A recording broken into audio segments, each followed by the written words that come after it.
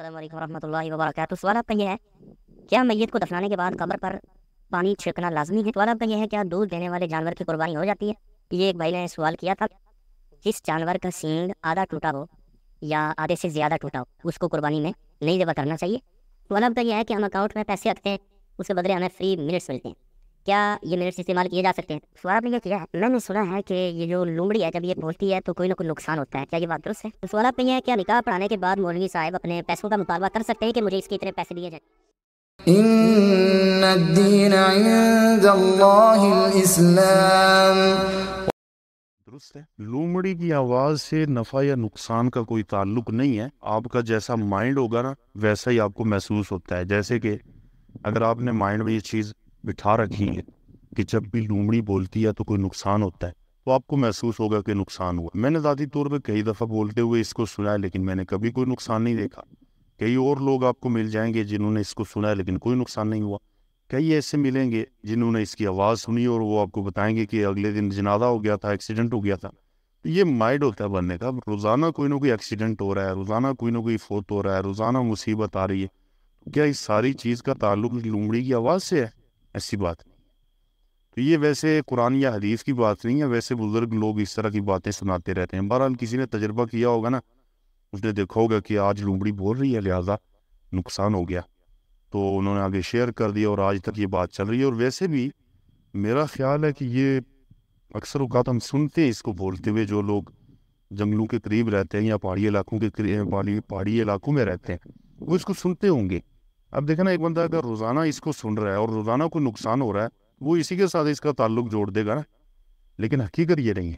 سوال اب کا یہ ہے کہ ہم اکاؤنٹ میں پیسے رکھتے ہیں، اس کے بدلے ہمیں فری منٹس ملتے ہیں، کیا یہ منٹس استعمال کیے جا سکتے ہیں؟ دیکھیں، اگر تو آپ اس نیت سے وہاں پیسے رکھتے ہیں نا کہ یہ پیسے میں رکھوں گا، اس کے بدلے مجھے انٹرنیٹ کی جو سہولت ہے وہ مل جائے گی، یا منٹس مل جائیں گے، یا پیسے مل جائیں گے، تو یہ گناہ ہے، کیونکہ یہ آپ کسی کو قرض دے کے اس کے بدلے نفع اٹھا رہے ہیں، اور یہ سود ہوتا ہے۔ جو قرض نفع کھینچ کر لائے یہ سود ہی ہوتا ہے۔ باقی ایک ہوتی ہے مجبوری۔ مجبوری یہ ہو سکتی ہے کہ آپ نے پیسے بھیجنے ہوتے ہیں، منگوانے ہوتے ہیں، مجبوری ہے اکاؤنٹ استعمال کرنا، پھر وہ خود ہی آپ کو منٹس دے دیں، وہ تو استعمال ہو جائیں گے، آپ نہ بھی کرنا چاہیں تو استعمال ہو جائیں گے۔ یہ مجبوری الگ ہوتی ہے۔ غسل کا جو طریقہ آپ نے پوچھا ہے، اس میں جو میرے علم کے مطابق صحیح ہے وہ یہی ہے کہ غسل میں مسح نہیں ہے سر کا، بلکہ غسل میں اپنے بازو کو دھونے کے بعد 3 مرتبہ سر پہ پانی ڈالا جاتا ہے، اس کے بعد پورے جسم پہ پانی ڈالا جاتا ہے، اور آخر میں پاؤں دھوئے جاتے ہیں۔ یہ صحیح طریقہ ہے اور بہترین طریقہ ہے۔ بعض علماء نے مکمل وضو یہ پہلے بتایا ہے، بیان کیا ہے، وہ بھی ایک روایت سے استدلال کرتے ہیں۔ اسی طرح دونوں جو طریقے ہیں وہ استعمال کیے جا سکتے ہیں، انشاءاللہ اس میں کوئی حرج۔ یہ ایک بھائی نے سوال کیا تھا، جس جانور کا سینگ آدھا ٹوٹا ہو یا آدھے سے زیادہ ٹوٹا ہو اس کو قربانی میں نہیں ذبح کرنا چاہیے؟ اگر آدھے سے کم ٹوٹا ہوا ہے تو وہ چل جائے گا قربانی میں، یا خول اترا ہوا ہے تو بھی چل جائے گا۔ باقی ایک طریقہ یہ ہوتا ہے کہ پیدائشی، یعنی کسی جانور کے سینگ ہوتے ہی نہیں، اس کی بھی قربانی ہو جائے گی۔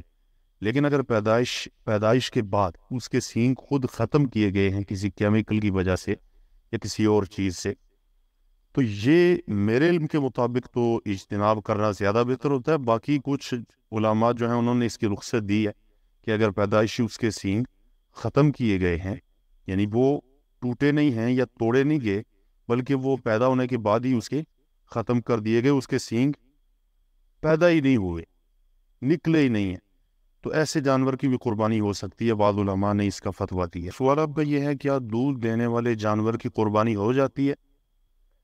جی ہاں، دودھ دینے والا جو جانور ہے اگر آپ اسے قربان کرنا چاہیں تو کر سکتے ہیں، قربانی تو ہو جاتی ہے۔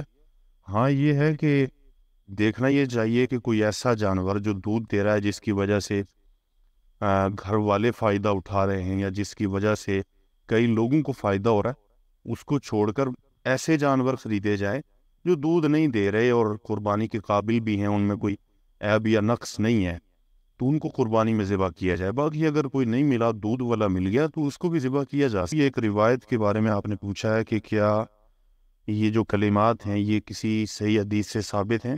جزا اللہ عنا محمدن ما ہوا اہلہ۔ میرے علم کے مطابق تو ایسی کوئی حدیث نہیں ہے جس میں یہ الفاظ آئے ہوں یا یہ کلمات ذکر کیے گئے ہوں۔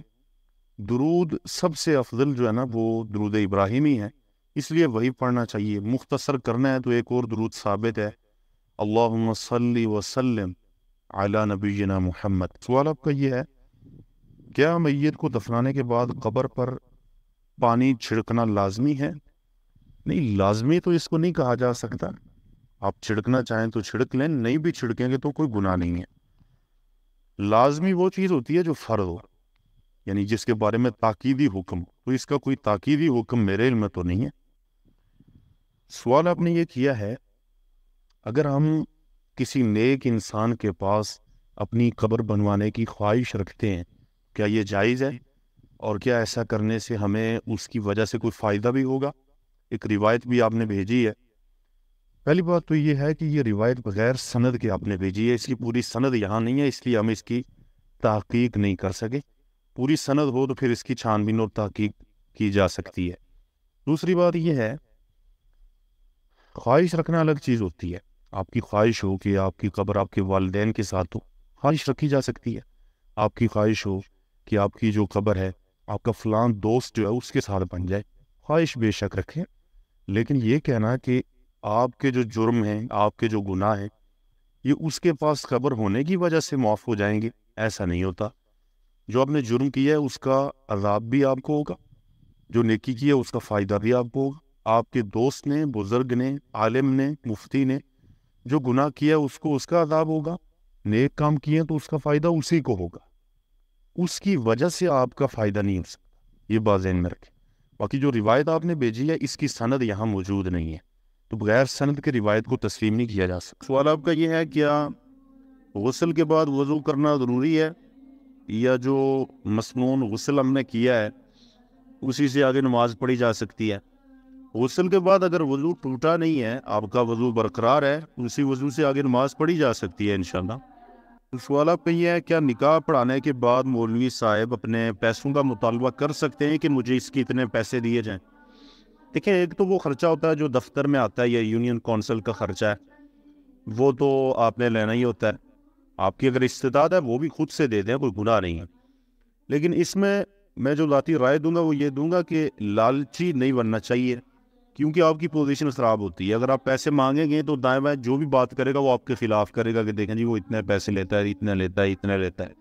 اس لیے اس چیز سے بچنے کے لیے اگر آپ نہ مانگے تو بہتر ہے۔ باقی جو ہے جو نکاح کروانے والے ہیں ان کو چاہیے کہ ان کو پتہ ہے کہ اس کے اخراجات بھی آتے ہیں، محنت بھی کرنی پڑتی ہے، اور ویسے بھی ایک بندے کو بلایا ہے، اس نے لکھنا بھی ہے، اسے ٹائم بھی دینا ہے، تو اس کو ویسے خرچہ دینا چاہے تو دے دے تحفے کے طور پہ اپنی طرف سے۔ کوئی مانگ بھی لے تو میں اس کو گناہ نہیں کہوں گا، لیکن میں یہ ضرور کہوں گا کہ وہ دیکھ لے کہ اگر اس سے نقصان ہو رہا ہے اس کی دعوت میں، اس کے خلاف لوگ باتیں کر رہے ہیں تو وہ اجتناب کر لیا کرے۔ Don't forget to subscribe, like, comment and share this channel.